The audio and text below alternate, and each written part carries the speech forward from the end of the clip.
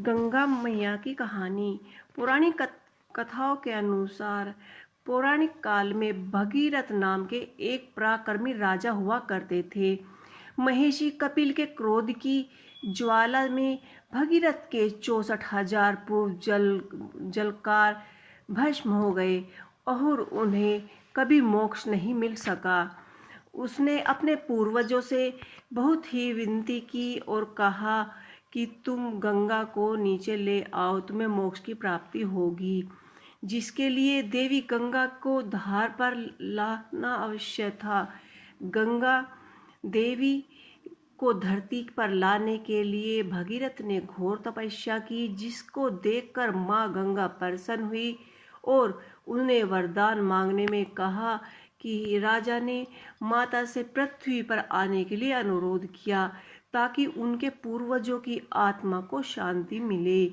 माँ गंगा धरती पर आने को राजी हो गई और गंगा माँ ने भगीरथ से कहा कि यदि मैं स्वयं को छोड़कर सीधी पृथ्वी पर जाऊंगी तो पृथ्वी तेज और शक्ति सहन नहीं कर पाएगी।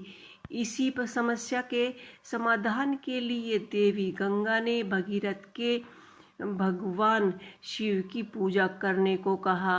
भगीरथ शिव की भक्ति में पूरी तरह से लीन हो गए और इससे प्रसन्न होकर स्वयं महादेव उनके सामने प्रकट हुए।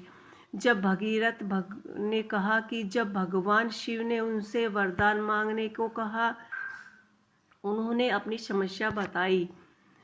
हमने जाना कि मैया गंगा और माता गंगा की कहानी, इतने इतिहास के बारे में, गंगा माता कैसे आई और गंगा जी कहाँ जाएगी और कहाँ गंगा जी विष्णु पद, और भगीरथ क्यों कहते हैं कि गंगा जी की सरस्वती का विवाद गंगा की जल रूप में हो जाने की कथा, गंगा जी और सागर के पीठ 60,000 पुत्रों की कथा। तो आइए जाने गंगा माता की कहानी। नारद जी ने पूछा कि श्री हरि के चरणों कमलों में प्रकट हुई गंगा किस प्रकार ब्रह्मा जी के करमंडल में रही। गंगा भगवान के प्रयास भी है और कहीं से यह बात कैसे घटी। नारायण जी गंगा जी को लोक के विराजमान था। राधा और कृष्ण के अंगों से प्रकट हुई ये गंगा उनका अंश तथा समक्ष उनका रूप ही है। जलमय गंगा को अधिष्ठ देवी अत्यंत सुंदर रूप धारण करके भूमंडल पर पधारी।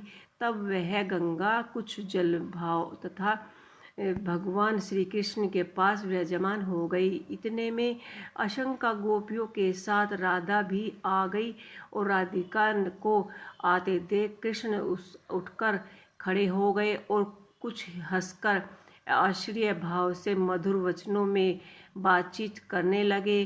गंगा भी तुरंत उठी और राधा का स्वप्न किया और राधा ने कहा कि प्रिंस, उनके अपने आपके प्रसन्न मुख कमल को निहारने वाले कल्याण कौन है, इसके मन में मिलने की इच्छा है। आपके मनोहर रूप से इसके अचेत कर दिया। इसके सब अंग पुलकित हो गए और राधा ने स्वाधि गंगा से भी कुछ कहना चाहा। गंगा योग में प्राणवीण थी। गंगा को योग से राधा का मनोभाव भी ज्ञात हो गया।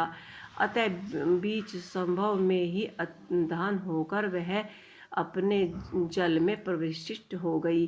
तब सिद्धि योगिनी राधा ने योग से इस रहस्य को जानकर उस जल को स्वरूपिण गंगा को अंजलित से उठाकर पीना आरंभ कर दिया। ऐसी स्थिति में गंगा का अभिप्रिय भी गंगा से छिपा न रहा और अतः वह भगवान श्री कृष्ण की शरण में जाकर लीन हो गई। राधा ने गंगा को गोकुल, वैकुंठ लोक तथा ब्रह्मलोक आदि सभी जगहों पर ढूंढा, परंतु वह कहीं नहीं मिली।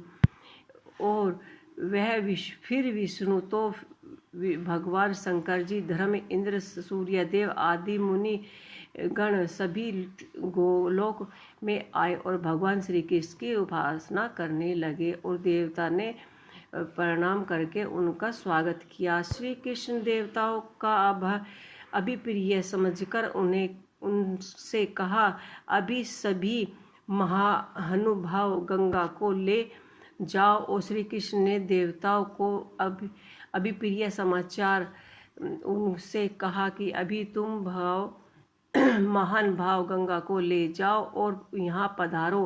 परंतु इस समय यह गंगा शरणार्थों बन कर मेरी चरणों कमलों में छिपी है। मैं आप लोगों को उसे सहर्ष सौंप दूंगा, लेकिन आप पहले उनके निभाए कर दे, क्योंकि राधा उसे पी जाने के लिए उपस्थित थी। फिर तो वे सब देवता भगवती राधा को प्रसन्न करने के लिए भगवती के भक्त के कारण अत्यंत विनती होकर ब्रह्मा जी ने अपने चारों मुखों को राधा जी की स्तुति की।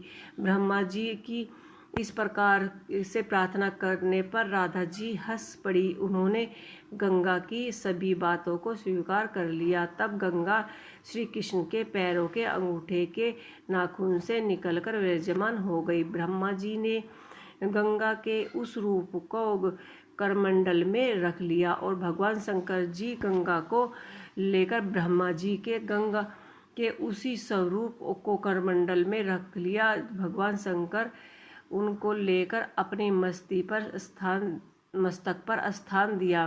तत्पश्चात ब्रह्मा जी ने गंगा को राधा मंत्र की दीक्षा दी की और गंगा ने उसी उचित नियमों का राधा की पूजा करने को वैकुंठ के लिए प्रस्थान किया। तो दोस्तों, ये कहानी आपको कैसी लगी हमें ज़रूर बताइए। इस वीडियो में इतना ही। राधे राधे।